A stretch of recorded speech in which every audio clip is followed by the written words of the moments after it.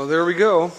So pulled out nice and clean. I just had a little trouble getting it off that rear cross member, but once I got clear of that and the torque tube there, just trying to get the angles right to make sure that cleared, she come right out. So no problems whatsoever. I did a good job of getting everything out of the way.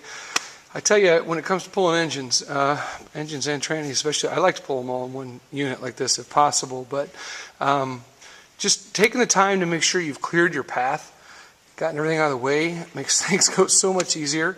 And I'm sure you will have watched that in fast motion, but you know, from the beginning to end in real time, that was about 9 minutes, and that included me having to search for the chocks because I forgot it was rolling the car forward as I was trying to separate it from its separate the engine from its housing here. But so there we go. Over here, then, those are the two connectors for the 3-on-a-tree transmission, and those run to the back. And I'm planning and hoping I can reuse one of those, to shift the new transmission, to put it into gear.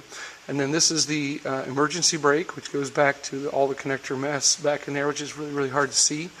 And then the steering box goes up to this kind of crazy contraption here, which is kind of wild that it works at all, but it swings back and forth, it pivots from that point and steers the wheels. So I think we're in good shape here. So the next step is to clean everything up.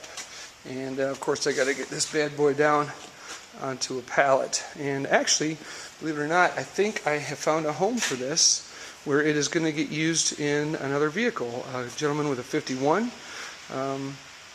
who actually has a cracked block. This block is solid. Now mind you, like I said, the engine hasn't turned, but you know, if you're going to go through an engine and restore it, this would be a much better starting point than one with a cracked block. So this is going to be a little gift to my dad, and looking forward to seeing him get his 51 on the road. Hey, you guys take care. Bye-bye.